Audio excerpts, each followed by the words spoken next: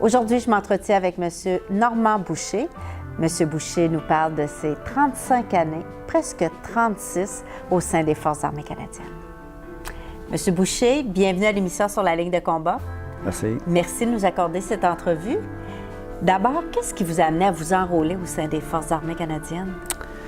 Je vous dirais que c'était une circonstance vraiment d'événement. J'avais un ami d'enfance il y a très, très longtemps, on peut dire, mettons, en 74, puis il me dit « Hey, Normand, on rentre dans l'armée? » Je dis « Ben, pas vraiment. » Je dis « Moi, j'ai fait un petit peu de réserve l'été. On venait du même coin de pays, là, comme on dit. Puis j'ai dit « Oh non, ça ne m'intéresse pas vraiment. » Mais en tout cas, ça a fini par faire de boule. Puis à un moment donné, j'étais allé au centre de recrutement. Puis on a rentré, mais lui, il n'est pas rentré. Il avait des problèmes administratifs, là, puis il n'a pas pu rentrer.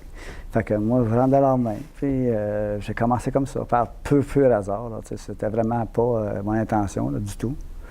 Puis, donc, est-ce que vous aviez un plan de carrière lorsque vous avez été accepté, que vous vous êtes enrôlé officiellement? Non. Puis même, je pense que je ne suis pas sûr que ça existait vraiment, là, le plan de carrière dans ces années-là. Il y avait sûrement des plans de carrière si tu avais fait des études, là, puis que tu disais, moi, je m'en allais dans ça, moi, je suis dans l'armée.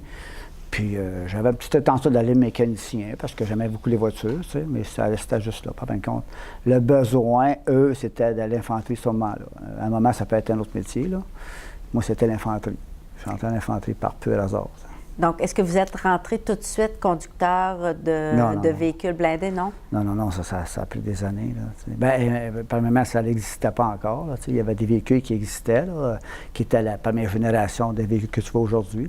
Moi, comme je te disais, c'était la première génération des véhicules qui n'étaient pas blindés dans ce temps-là, mais qui étaient un véhicule de troupe, comme on a en ce moment, là, mais plus petit. Puis, après ça a évolué avec les années. Là. Moi, j'ai compté 3 générations de ce véhicule-là, là, jusqu'à aujourd'hui. Là, parce que vous avez fait presque 36 ans au sein des forces, donc c'est les raisons pour lesquelles vous avez pu constater l'évolution des véhicules. 3 générations, c'est quand même important. Oui, plus on faisait souvent parce qu'on a un permis de conduire militaire, nous, qui était un peu, pour nos qualifications, dans l'armée, dans nos véhicules. Fait que là, tout le monde disait, ben oui, il y a une qualification Willis, les vieux Jeep Willis de la guerre, parce que j'ai commencé sur ça. Ça rajeunit pas, ça? C'est ça, puis ils ont tout le temps, à chaque jour, il y a tout le temps quelqu'un qui me... Qui vous agaçait avec ça? Ça suit encore aujourd'hui. Monsieur Boucher, vous avez fait votre première mission à Chypre en 1981. Pardon. Comment on se prépare à partir en mission quand on n'a aucune idée vers où on s'en va? Comment on se prépare au plan familial, au plan social? Moi, à ce moment-là, j'étais soldat. Je suis venu de commencer, puis il n'y avait rien dans ma vie de spécifique qui pouvait me déranger. Et aussi, comme on dit, tu suis un peu la parade. Tu suis la parade, c'est un peu le vrai mot. Tu suis la parade. C'est sûr que tu t'en vas dans un monde inconnu, puis aujourd'hui, c'est différent. C'est différent totalement, les missions qu'on fait maintenant, là, mais tu t'embarques dans le groupe, puis tu es sûr que tu as les plus vieux qui sont souvent déjà allés, puis qui fait que, c'est sûr que quand tu es un soldat, quand tu es un jeune soldat, comme on dit, tu suis la parade, tu suis les autres. Tu n'arrives pas là un petit peu en baveux, comme on dit, mais ça passe pas. Là. Vous rappelez-vous de la première d'enfant lorsque vous êtes débarqué à Chypre en 81?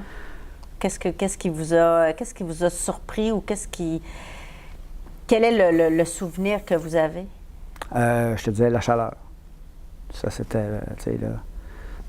il faisait peut-être 35-40 degrés là-bas. Là.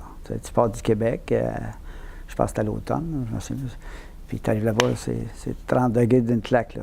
C'est vraiment chaud. Là. Tu te dis, ouf, ça va être le fun, mais maintenant, c'est un peu moins le fun. C'est chaud. C'est chaud. C'était chaud le jour, parce que c'était l'hiver. C'était chaud le jour. Le soir, ça descendait à 10-12. C'était froid. Là, puis c'était quel genre de mission à ce moment-là à Chypre? Chypre, ça a tout le temps été la même mission depuis 1964 que ça a commencé, les Nations unies. Puis c'était une mission de paix, parce qu'on avait on était des casques bleus. Puis il y avait on était plusieurs, tu sais, tu avais les Britanniques, tu avais les Suédois, tu avais les Canadiens. Puis on avait une ligne déterminée, qui appelle ça une buffer zone en anglais, on peut dire. Puis nous, on faisait la buffer zone de la ville. De la ville. Tu sais, on avait la ville, une partie de la ville, une partie du... Puis parce que quand ça allait enclencher le conflit avec les Turcs, ils ont comme un peu comme séparé l'île en deux, si on peut dire. Fait que si ton voisin d'en face était tes parents, bien, tu ne voyais plus, là, parce qu'il y avait mis une buffer zone entre les deux. Nous, on était à des positions. Puis avec les années, là, ils ont changé la position, ils ont fait des... Mais avant, moi, quand j'étais allé en 81, on revenait toujours coucher ce qu'on couchait au campement. On faisait dans un hôtel là, qui avait été aménagé pour nous. Puis avec les années, ça a changé, puis ils ont construit des maisons de peloton qui les gars vivaient là permanent. Ils vivaient là toute la gang, ils changeaient. Ça avait bien évolué dans le fond parce que les gars faisaient moins de route. Ça, puis ça a tout teinté quand même. La mission n'a jamais changé en tant que telle. Sauf que il y a des années, là, comme les années que peut-être quand je suis retourné par après, là, les Suédois ont quitté. Les Britanniques, c'est quand même une île qui a beaucoup de Britanniques. Hein, c'est pas mal. Mais nous, on a quitté les années 94, je crois. Je ne peux pas le dire exactement. Là. On était là, je pense, 27 ans de temps, je pense. Et ce qui est arrivé lors de votre mission à Chypre, de vous dire dans quoi je me suis embarquée? Compte tenu que votre ami, lui, n'était pas rentré. Oui, c'est ça. Il est rentré plus tard, là, mais... non, ça ne m'a jamais... dans quoi je m'étais embarqué, non? C'était... je sais pas, ça ne m'a jamais venu à l'idée de dire dans quoi je m'étais embarqué. Non, je pense que ça a été comme ça a coulé d'eau, comme de l'eau, là. Tu sais, ça a coulé. J'ai embarqué avec puis là, ben, c'est sûr que avec les semaines arrivent là, tu prends le billet de là-bas, puis tu sais, là, c'est quand même, c'est pas l'Afghanistan, là. Non. On dit, mais justement, parlons-en de l'Afghanistan. Vous êtes allé à 3 reprises, en 2007, 2008 et 2010. En 2007, c'était quand même une mission qui, comme on dit, là, où ça brassait un peu. Ouais. Comment vous vous êtes préparé à partir pour cette mission-là? Parce que là, vous étiez conducteur de véhicules blindés légers. Oui, c'est ça. Mais j'étais supposé. Vu que j'ai eu un accident au Texas, sur l'entraînement, je m'ai blessé assez gravement. Puis ça m'a retardé. Je ne suis pas parti avec mon groupe. Mais comme tu dis, comment que je m'ai préparé? Je ne m'ai pas préparé à ça vraiment, mais sauf que versus avant qu'on parte, notre adjudant-maître, il parlait avec tout le groupe. C'est toute la gang, puis tout le monde. Puis là, c'était quand même une mission qui était... Il y avait la Bosnie qu'on avait faite, qui était quand même assez demandant en 93, tu sais. Ça se compare pas à chaque mission, mais tu peux comparer versus un peu, là. Puis il avait dit aux boys, il avait dit, les gars, vous savez, là, c'est vrai, là, tu sais. Puis votre voisin, votre ami, sans dire les vrais mots, là, il peut arriver quelque chose de tu sais. Mais tout le monde prenait ça quand même un petit peu là, sans rire de ça. C'était sérieux. Là, ils savaient parce qu'on y avait déjà été, là, d'autres groupes, il y avait déjà été avant, là, depuis 2002 là, qu'on était. Mais là, c'était une mission d'infanterie en avant qu'on appelle. On appelle là-bas, on appelle ça Outside Warrior du camp. T'sais. Fait que là, les gars prenaient ça quand même au sérieux, mais pas. T'sais. Puis il est arrivé qu'est-ce qui devait arriver, malheureusement. Cette personne-là a décédé là-bas. Votre adjudant-maître? Oui, 3 semaines après qu'ils sont arrivés là-bas. Moi, j'étais pas encore là-bas parce que je m'avais blessé, puis j'avais des plâtres, puis c'était assez dur de m'en aller là-bas. Puis, fait que c'est ça, là, ça a fait comme là, il y a une flash qui est allumée, là, les mondes ont réalisé que là, c'était vrai, là. T'sais. Puis, pas parce que c'était lui, mais parce que par rapport à sa position, qui était de sa position, c'était lui qui normalement avait la job non plaisante de ramasser les personnes décédées ou les blessés, puis les trier, les emmener en ambulance. Hein. C'était sa job à lui. T'sais. Puis c'est lui qui nous quitte. T'sais. Fait que ça a fait comme ouf. Vous l'avez, dans le fond, vous l'avez appris avant de partir? Non, j'étais allé à son enterrement parce qu'ils l'ont ramené au Canada. C'était mes bons amis aussi. T'sais. Fait que après ça, j'ai quitté peut-être un mois après. Là, je suis remonté là-bas, mais j'ai pas pu m'en aller avec mon groupe avec qui j'étais supposé être. Ils m'ont pris avant puis ils m'ont emmené ailleurs. T'sais. Puis quand vous êtes parti pour l'Afghanistan, à quoi vous avez pensé? Est-ce que vous avez pensé à ce qui peut arriver là-bas? Comment... Non, je dirais, non, j'ai jamais, ça m'est jamais, j'ai tout le temps vraiment pensé au moment présent, là, tu sais, là, au moment de là, tu sais, là, bon, tu sais, on partait en véhicule, bien, pas la première fois, parce que la première fois, j'étais sur des postes, mais j'avais affaire des fois à conduire un certain véhicule, là. Mais il fallait que je me concentre sur la route, hein. Il ne faut pas que je dise, je suis dans la lune, là, parce que ça va-tu m'arriver, tu sais, je vais-tu, ça, mais je pensais pas à ça. Puis, vous avez une certaine responsabilité, dans le fond, en tant que conducteur, là? Oui, puis aussi, ben, tu sais, que si ça l'arrive, ben, puis que c'est pas moi qui décide quand ça va arriver. Je dis pas c'est pas moi qui décide, c'est pas moi, là, c'est parce que je quitte la route, parce que je veux quitter la route, là, c'est pas ça, là, tu sais. Si ça arrive, ça peut arriver sur le chemin, c'est comme ça arrivait à plusieurs personnes, là, tu sais. Puis que tu roules, puis tu te dis, ben, en espérant qu'il n'y arrive à rien, tu sais. Ça, c'est en 2007. Vous êtes retourné en 2008. Est-ce que c'est vous qui avez demandé à retourner ou on vous a offert d'y aller? Je n'ai pas demandé, là, on m'a offert. Puis c'est certain que c'est certain que dans le besoin, ça prenait des personnes d'expérience, ou ça prenait, parce que ça prenait un ratio, OK? 1 pour 4. Fait que, tu sais, il fallait qu'il y ait tant de chauffeurs dans le véhicule, tant de personnes qualifiées chauffeurs, tant de personnes qualifiées gunners, parce que il y avait les congés, il y avait ceux qui retournent au Canada pour des raisons X, tout ça rentre en ligne de compte, tu sais. Fait que c'est pour ça que ça prenait, tu sais, puis ben, moi, j'avais déjà été, puis comme d'autres aussi, là, tu sais, faut pas il n'y a pas juste moi, là, mais puis là, on m'avait offert, puis oui, ça me dérangeait pas, tu sais. Puis aussi, ben, là, je faisais ma job, là, pourquoi que je t'ai pas de faire, tu sais. Puis, quand vous êtes parti la deuxième fois, est-ce que vous vous êtes préparé différemment ou vous saviez un peu à quoi vous attendre? Ah, je savais à quoi m'attendre, oui, parce que je savais comment ça fonctionnait. Puis aussi, c'était comme le côté, peut-être, un peu, de savoir qu'est-ce qui va se produire, tu sais, qu'est-ce qu'il faut, tu sais, là, de ne pas arriver là-bas, puis être dans le néant, là, tu sais.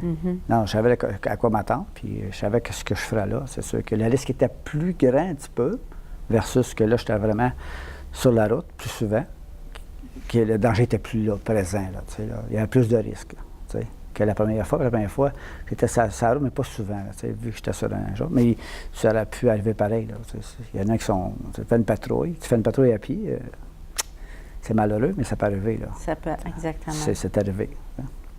Quand vous êtes revenu, est-ce que vous aviez changé? Vous êtes-vous rendu compte que vous aviez changé? Je pense que oui.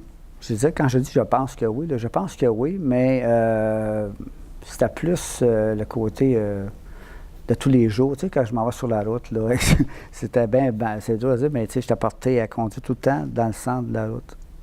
Bien, pas exagéré, mais parce que là-bas, nous, on conduit dans le centre de la route. OK? Puis les véhicules qui nous rencontrent, les avions, il faut qu'ils se tassent sur le côté de la route. Il faut nous laisser passer. Puis ceux qui nous suivent, il faut qu'il y ait une distance à respecter. Puis par habitude, je conduisais des fois assez proche de la ligne, tu sais, là. Puis mettons que, sans dire que je roulais à une vitesse extrême, là, tu sais, mais il y avait tout le temps un côté de me surveiller, alentour de moi, là, tu sais. Je surveillais un peu alentour de moi, là. Ça m'a toujours resté, ça. Ce côté-là de conduire et de tout le temps checker alentour, là, les voitures, tu sais, là, ou peut-être prévoir une habitude qui s'est créée, là, avec l'Afghanistan, là, tu sais.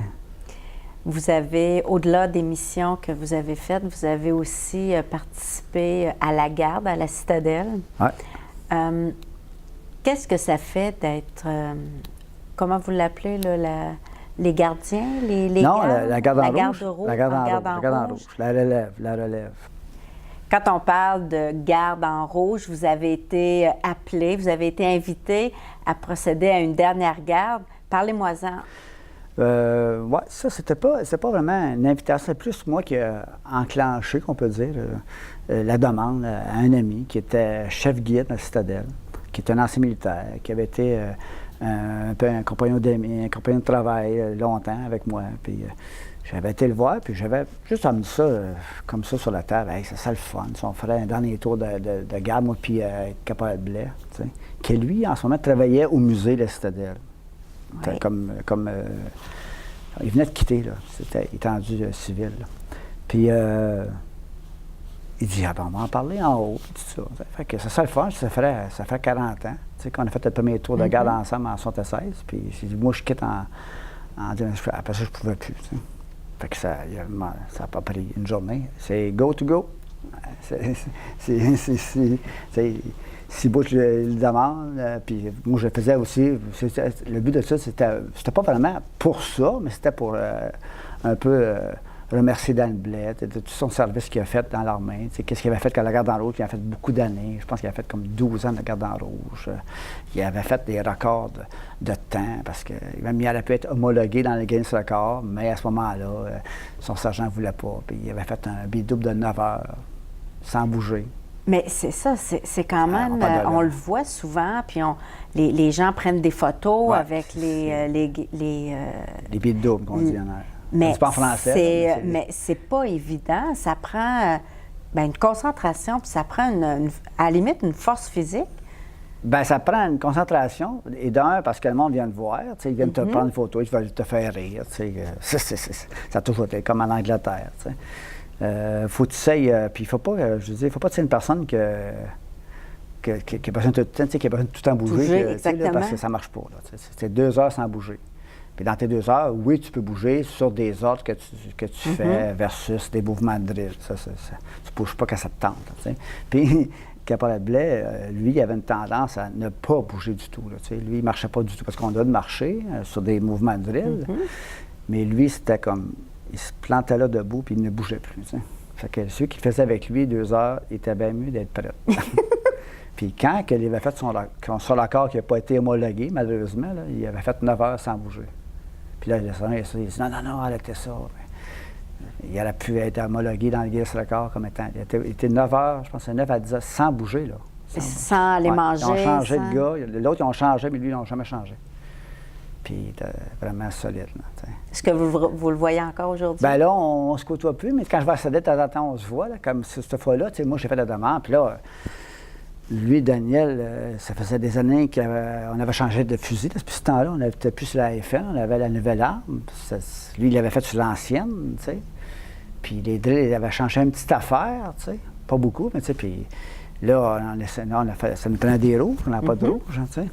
On t'a laissé des rouges, tout ça. Puis là, c'était toute une affaire, tu sais. C'était toute une affaire. Puis là, c'est ça. Là, mon ami qui travaillait comme chef guide avait un contact au Soleil, puis était venu pour interviewer ça, cette chose-là, parce que c'était spécial, tu sais, quand même. Tu sais. Puis là, bien, sur le même moment de ça, il y avait un changement de commandant qui était en cours en ce moment. Puis, vu qu'on était déjà là, bien, ils nous avaient posé des marches quand tu rentres sur le corps là, Stadet. J'étais à Stadet, je pense. Il y a des marches, puis ils nous avaient mis là, en bidou, pour la rentrée des généraux, des personnes importantes. Puis, après ça, nous, on allait faire notre bidou.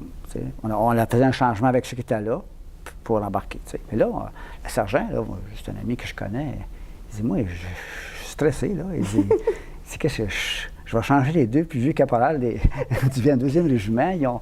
Ils ont 100 ans et quelques à deux, puis ils ont 20 ans de bidou ensemble. En tout cas, ça t'avait dit, non, pas de trouble avec ça. Fait que là, on change, mais tu sais, c'était toute une affaire. Puis là, tu sais bien que c'est sûr que les guides qui sont là, parce que quand on s'installe, ils ferment le chemin. C'est pas que le monde passe avec des voitures, tu sais. Okay. Ils ferment un peu l'entrée, tu sais. Puis c'est sûr que les touristes qui sont à l'extérieur restent là, puis tu sais.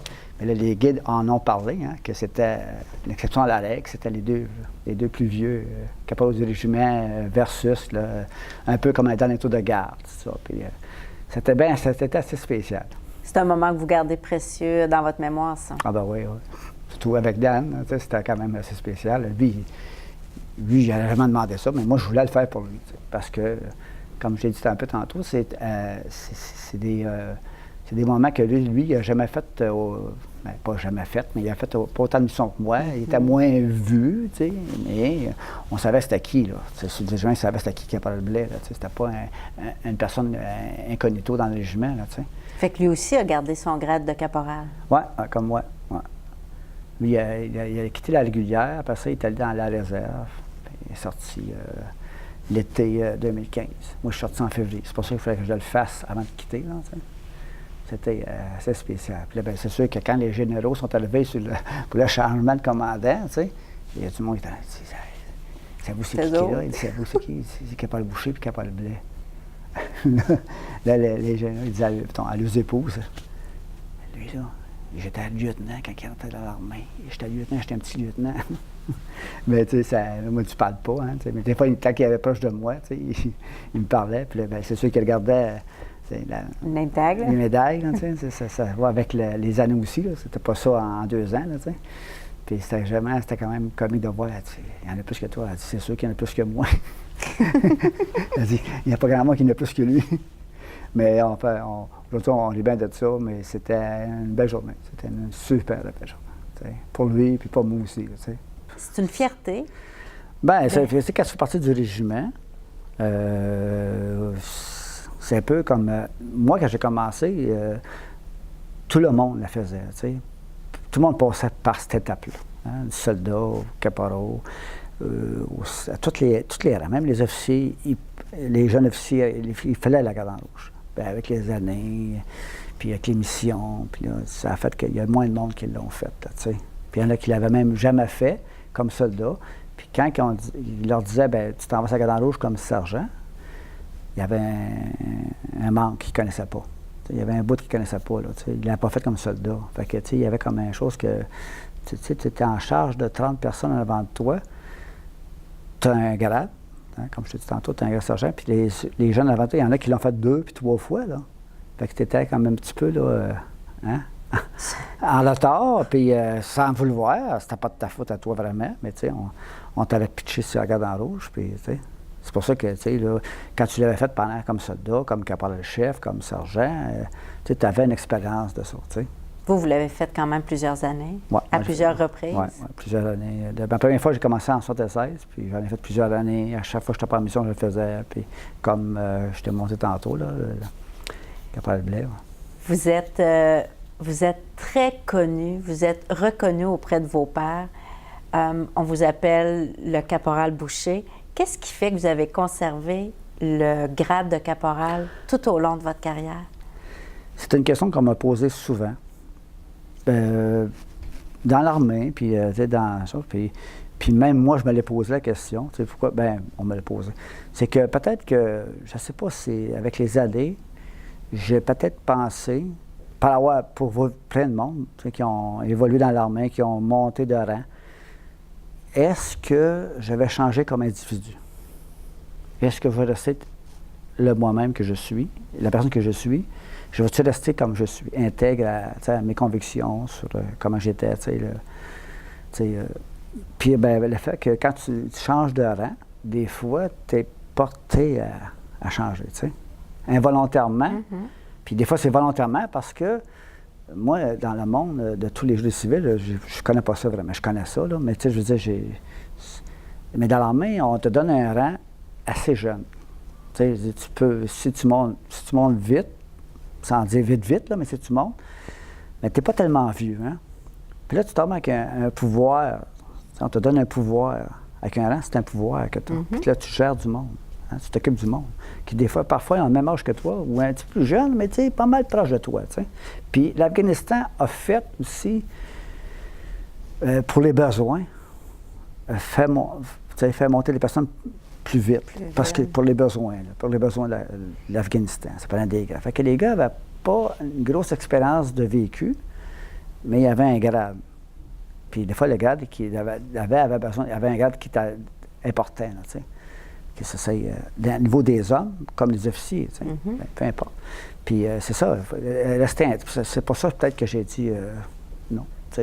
Sans dire non, j'ai dit, je regarde en l'entour de moi, puis je vois des personnes, hein, comme on dit, sans nommer le nom, mais qu'il y a des personnes qui ont changé. Ils ont changé, ils n'étaient plus les mêmes personnes quand ils ont évolué dans l'armée, tu sais. Puis ça les a peut-être mis aussi à un moment donné, tu sais. Parce qu'on était tout ensemble, puis, tu sais, quand je chantais quand j'étais jeune, tu sais, les grades, c'était important, mm-hmm. Tu sais. Puis même moi, là, aujourd'hui, un caporal, c'est un caporal, mais il y a 40 ans, là, un caporal, là, tu respectais ça, là, plus que ta maman. Aujourd'hui, c'est un... C'est comme le début de la carrière. Ben, là. tu commences soldat, puis à 4 ans, Absolument. tu es caporal, tu sais, puis tu peux monter. Mais je veux dire, c'est ça, tu sais, c'était caporal, puis tu sais, tu te mettais au garde-à-vous devant un caporal, aujourd'hui, tu sais, il y a des choses qui ont disparu, puis c'est correct, mais à un moment donné aussi, qu'est-ce que ça a fait, c'est que ceux qui sont montés, les amis, bien, ils n'ont pas le même grade, mais ils se tutoient. Tu sais, je veux dire, puis c'est correct, puis c'est pas correct, tu sais, dans le sens que le grade reste là. Il ne faut pas que tu exagères non plus. Là. C'est pas, si on se connaît depuis toujours, puis tu es tout seul avec, puis tu dis, tu ne dis pas, ben c'est caporal-chef. Il y a une place à respecter. T'sais. Comme moi, je rencontre plein de monde là, qui sont très gradés, puis que je connais depuis qu'ils sont tout jeunes, les officiers.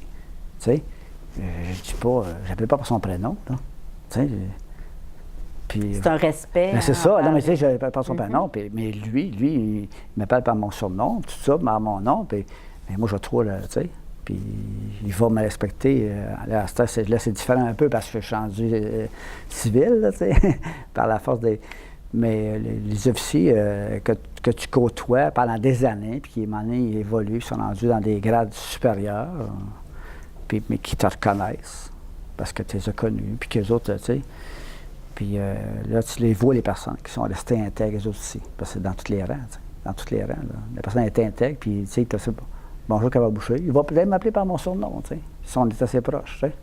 Parce que ça veut dire que le gars, il me respecte, tu sais, en tant qu'individu. Tu sais, comme moi aussi, ça versus l'autre bord aussi, là, tu sais.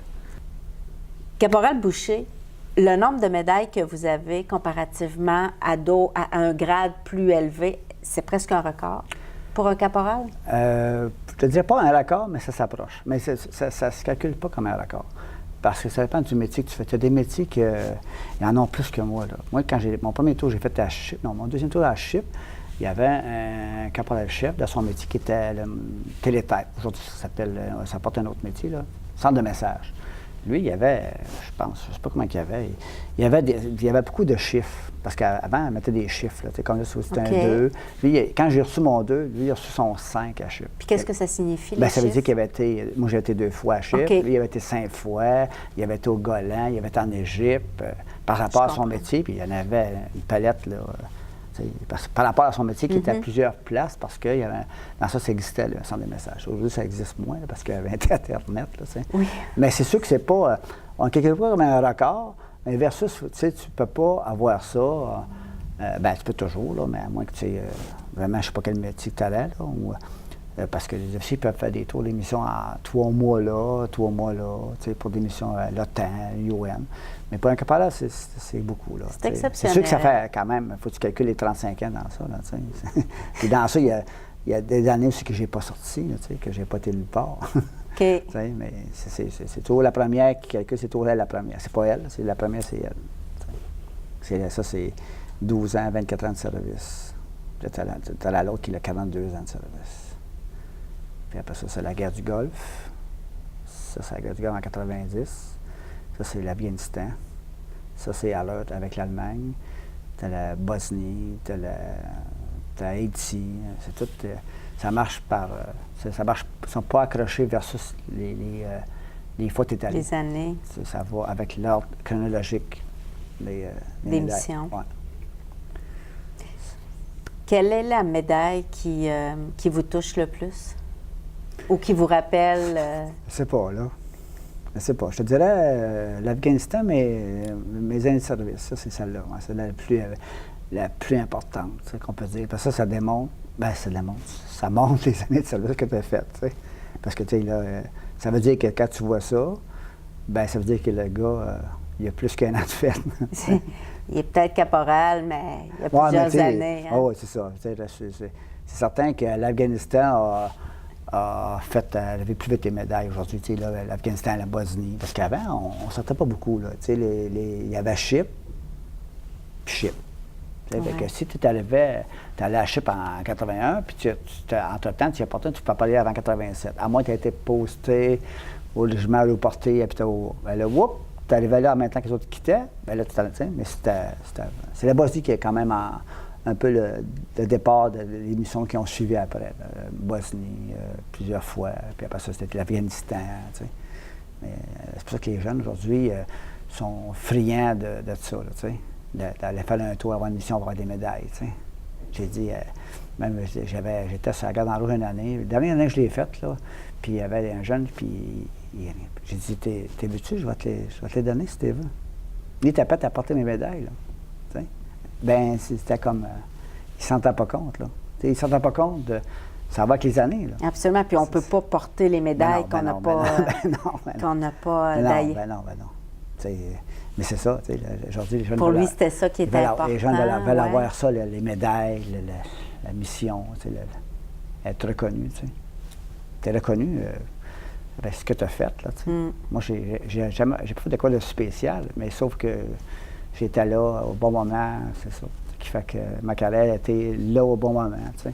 J'aurais pu être un mécano, ça a été la même affaire, tu sais. Mais comme Fantassin, c'est nous, on est tout le temps en première ligne, en partant. C'est sûr qu'on va être sollicité avant tout le monde. T'sais.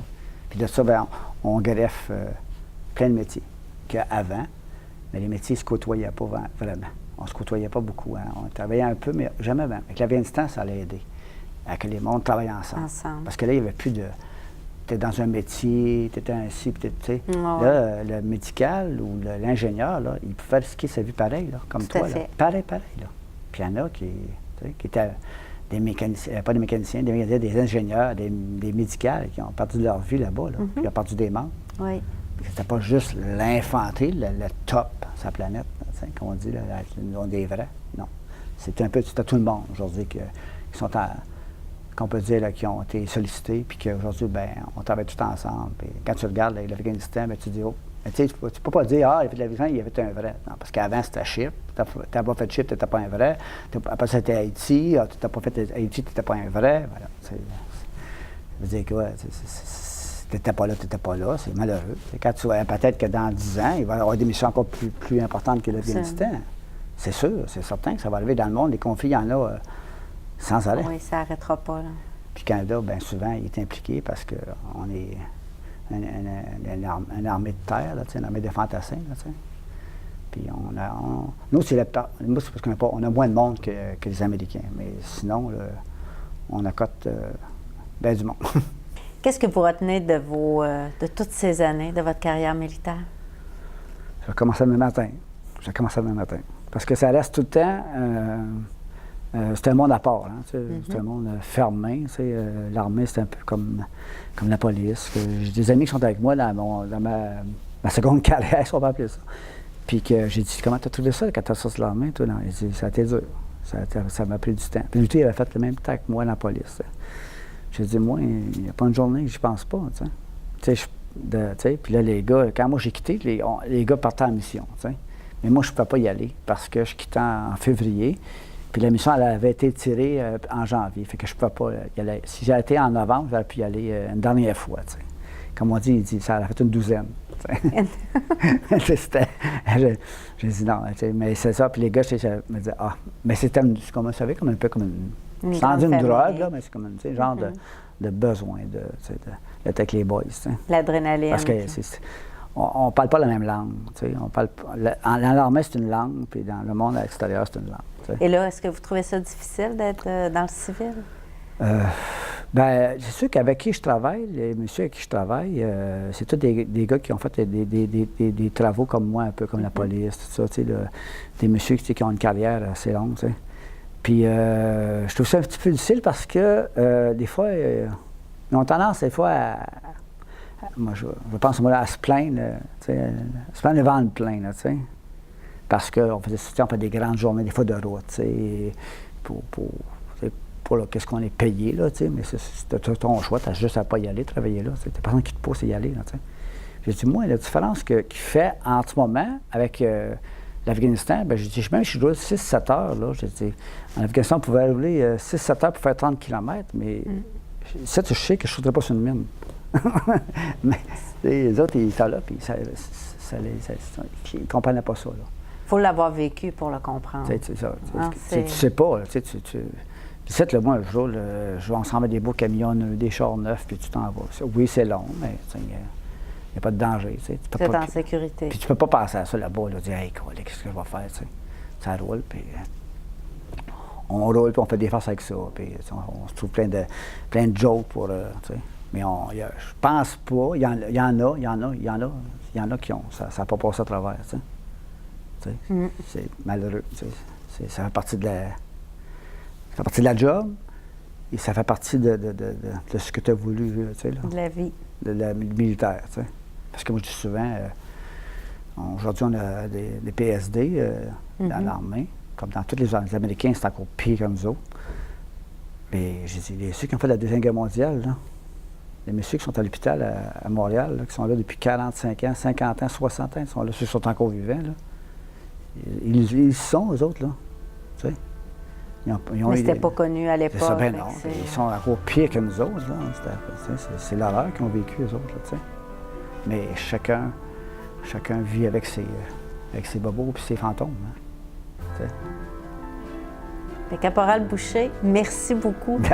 Merci pour cet entretien. C'était très intéressant de discuter avec vous. Merci à toi. Merci. Merci.